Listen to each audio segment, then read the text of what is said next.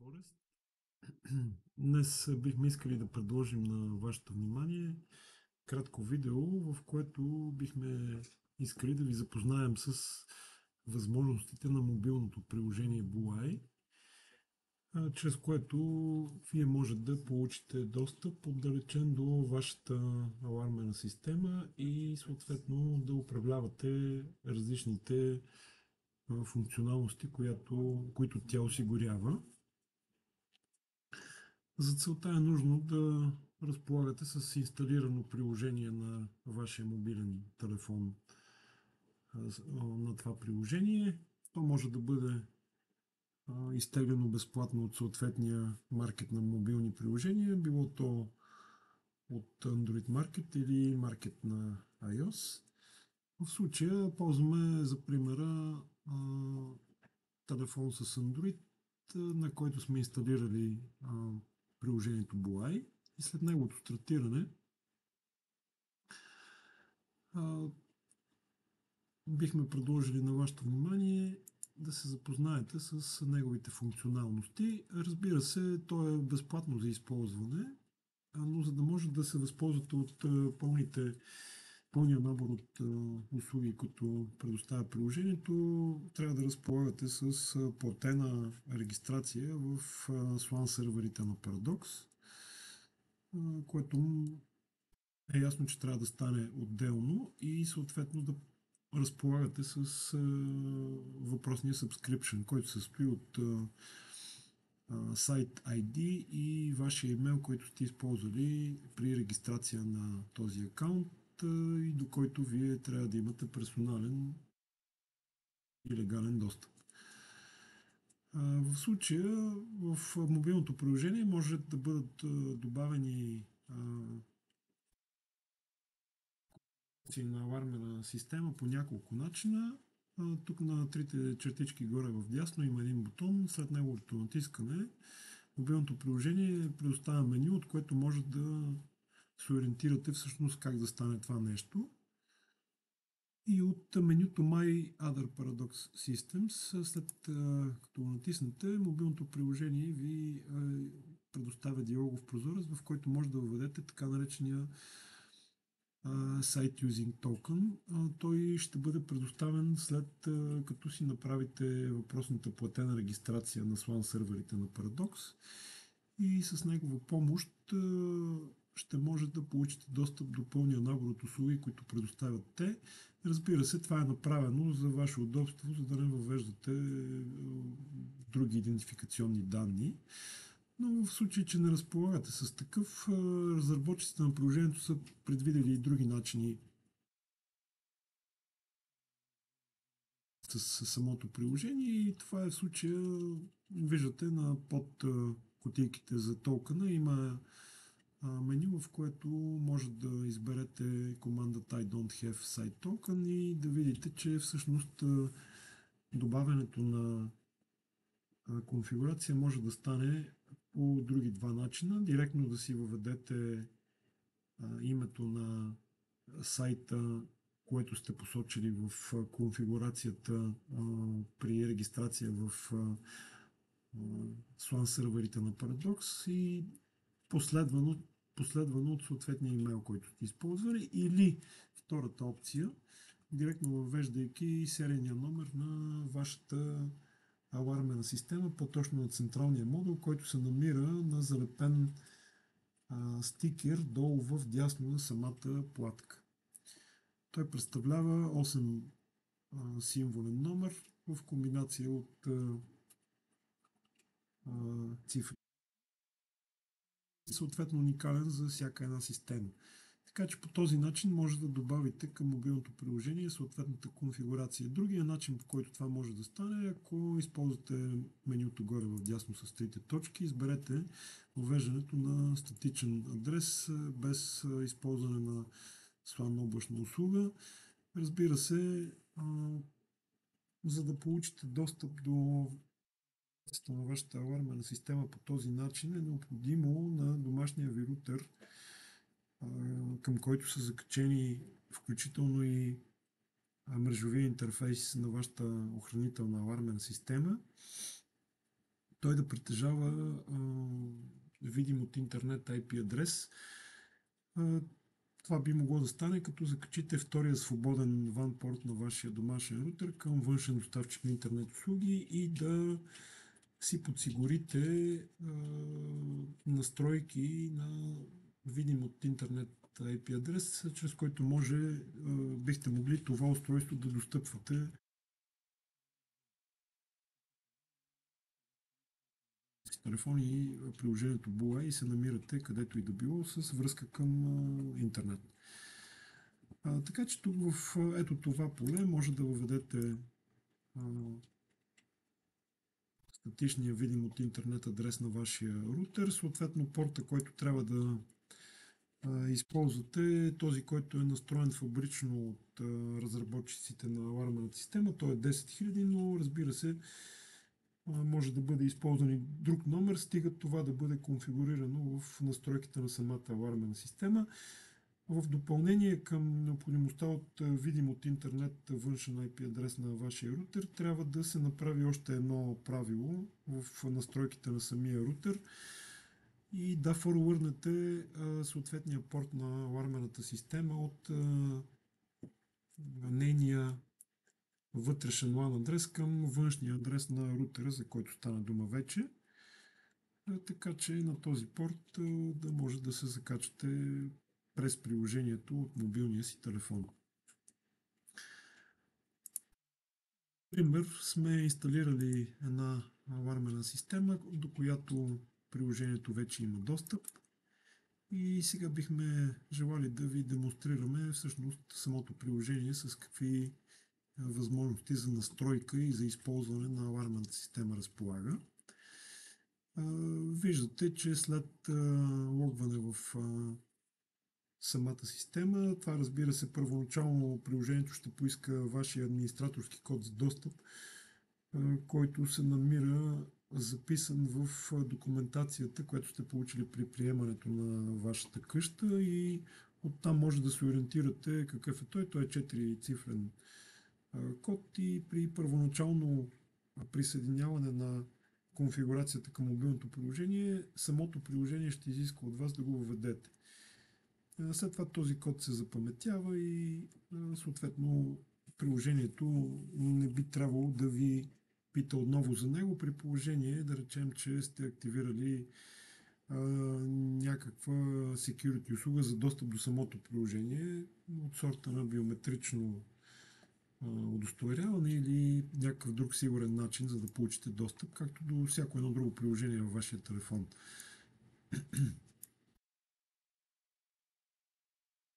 Сега тук виждате, че всъщност на основния екран в на вашата охранителна система. В случая тази примерна конфигурация разполага с 4 зони или 4 етажа от -1 до 3. В вашите конфигурации ще виждате етаж 1 и етаж 2, съответно флор 1 и флор 2. На всеки един етаж по ваше усмотрение може да добавяте някакво изображение, било то от предварително подготвена галерия или чрез заснемано от самия мобилен апарат. Съответно виждате, че на всяка икона, за всяка зона има бутон, чрез който можете да вдигате под охрана или съответно да сваляте от охрана съответната зона, или това може да бъде направено едновременно за всички чрез натискане на бутона All. Разбира се, тук също имаме опции, от които да изберем. Може да активираме алармата в нормален режим или да активираме алармата в режим на присъствие, т.е. това е така наречения нощен режим. Знаете, тогава алармената система следи за изменение в зоните, които притежават само датчици на врати и на прозорци, без тези, които са датчици за движение, тъй като се предполага, че в къщата има хора. Друго нещо, което може да се прави от централния екран на приложението е да проследявате статуса на зоните. Натискайки този бутон, виждате, че всъщност приложението изобразява статус на различните датчици, които са присъединени към съответните зони. В случая във всяка една зона има множество датчици, които приложението може да следи дали те са затворени или отворени и съответно да записвате тяхното състояние или да байпасвате всеки един датчик в зависимост от нуждите или целите, към които се стремите.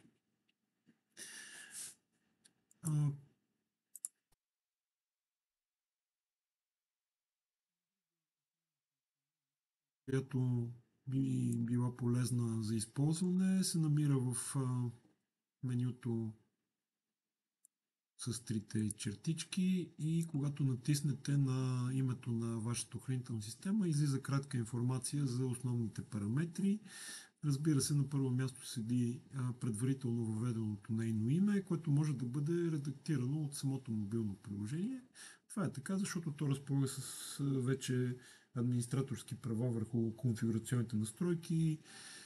Всъщност за ваше удобство може да бъде направено от тук, а не само от клавиатурата или по някакъв друг начин. Виждате, че има информация за типа и модела на централния модул на охранителната система. В вашия случай това е Evo HD+, както за серийния номер, актуалната версия на инсталирания софтуер и съответно за IP модула, който ви осигурява самата охранителна система, както информация за неговия сериен номер и версията за софтуера, който работи на устройството.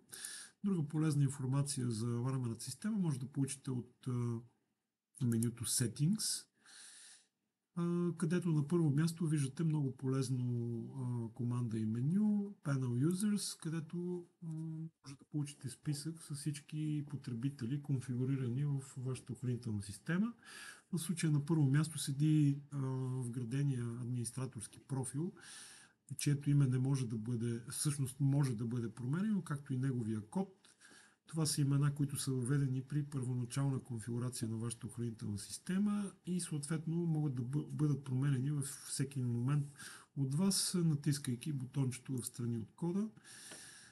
Разбира се, тук трябва да въведете различно код от този, който вече е въведен, за да може системата да го възприеме и да го запамети.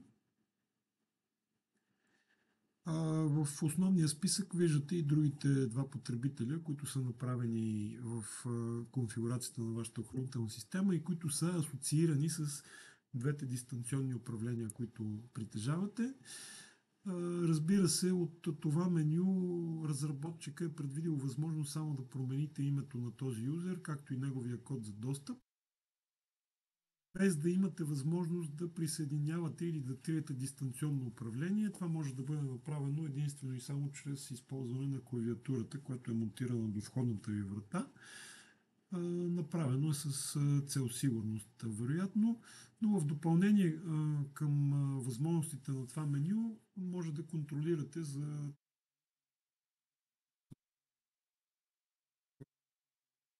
вашата охранителна система достъпа до зоните, до които този потребител има влияние. В случая този юзер има достъп до зони, които са направени. Това са 4 етажа, които споменах от -1 до 3, но тук може да контролирате всъщност дали този потребител трябва да има достъп, да речем, до етаж 3. Ако не трябва да има достъп, просто го изключвате или включвате и записвате създадената настройка. Това важи и за втория потребител. Разбира се, както ви казах вече, от тук лесно и бързо може да промените и потребителския код, който осигурява удостоверяване на този потребител пред самата алармена система и съответно да бъде променен с цел сигурност. Други полезни настройки от това меню може да получите, като отидете на Panel Language и може да изберете език, който е различен от английския. В случай, че искате да го промените на български, това може да стане лесно, избирайки от тази настройка от съответното меню. Може да променяте и различните звуци, които използва охранителната система, за да ви известява за най-различни събития. Разбира се, могат да бъдат включвани или изключвани, може да бъдат избирани различни звуци при алармено събитие. Виждате, че има множество опции с най-различни варианти. В зависимост от вашето предпочитание, един от тях може да бъде избран или да си добавите ваш собствен, който да качите от външен носител.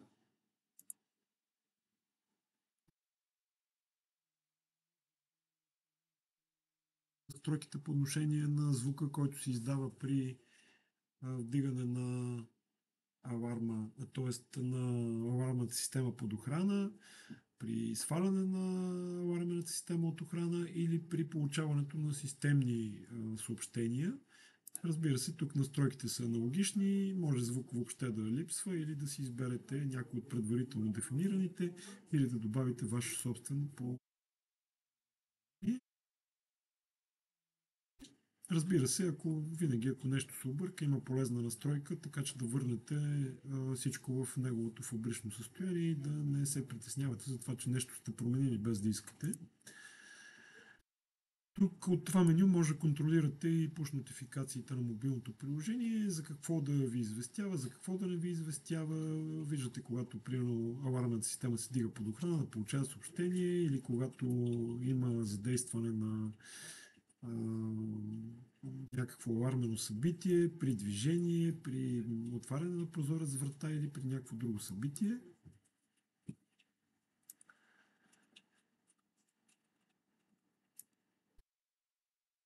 Като цяло, функциите, които са общото най-използваеми от всеки един потребител, се намират на началния екран на мобилното приложение. Те затова са изведени на шорткъти и на бутони, както виждате.